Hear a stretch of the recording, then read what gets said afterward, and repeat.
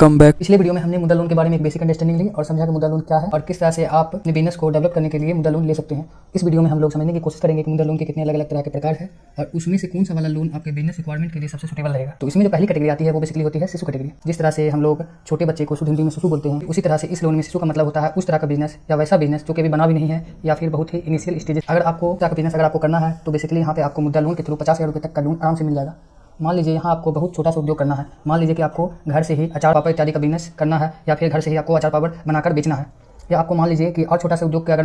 मैं बात करूँ तो मान लीजिए कि आपको मिट्टी के गमले बनाने हैं या मान लीजिए कि आपको कॉटन की जो बत्ती होती है अगर आपको वो बनाने हैं। अगर आपको बिजनेस करना है जो कि घर पर बेस्ट हो, घर पर बन सके, जैसे आपको कैंडल मेकिंग करना है या सोप मेकिंग करना है, इस तरह के जो बहुत छोटे से बिजनेस होते हैं जो कि ज़्यादा लोगों को उसमें ज़रूरत भी नहीं होती है और ज़्यादा उसमें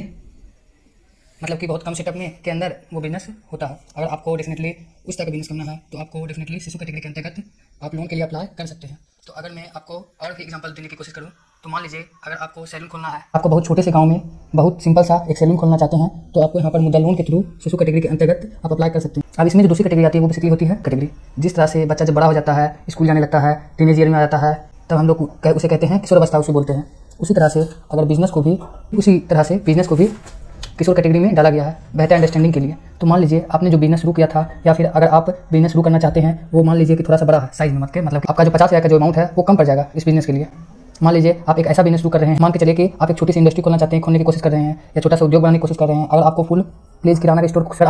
किराना स्टोर शुरू से खोलना है या अगर आपको किसी पर्टिकुलर ब्रांड की बाइक सर्विस सेंटर की फ्रेंचाइज खोलनी है या फिर आपको आपके सैलून का जो बिजनेस है उसको अगर मान लीजिए कि थोड़ा और अपग्रेड करना है, अगर आपको यहाँ पर मसाज सर्विस रखनी है, अगर आपको हो सकता है कि स्पेस सर्विस इंट्रोड्यूस करानी हो, अगर आपको हो सकता है कि आपको 2-4 और लोग चाहिए क्योंकि आपका जो अब सैलून का डिमांड है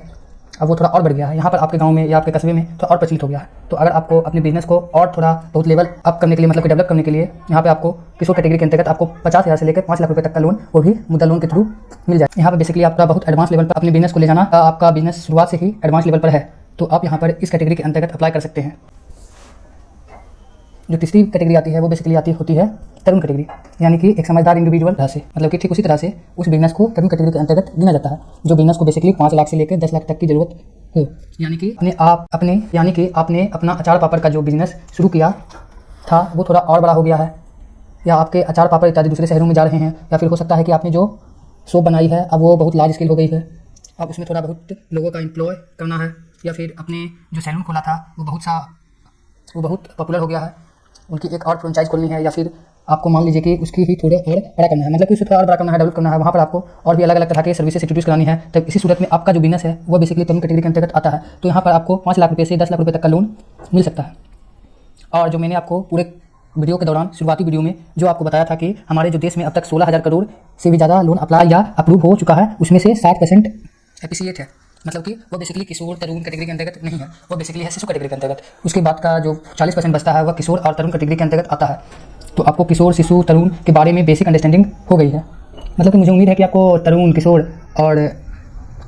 शिशु के बारे में आपको बेसिक अंडरस्टैंडिंग हो गई होगी। चलिए मैं आपको दिखलाता हूँ कि मुद्रा लोन की वेबसाइट पर जाकर आप किस तरह से मुद्रा लोन के बारे में और डिटेल से समझ सकते हैं, आप किस तरह से इससे अप्लाई कर सकते हैं, चाहे वह किशोर तरुण या फिर शिशु कैटेगरी हो। बहुत ही सिंपल है, आपको सबसे पहले अपना ब्राउजर ओपन करना है और उसमें टाइप करेंगे, उसमें आपको मुद्रा लोन टाइप करना है। मुद्रा लोन टाइप करने के बाद अगर आप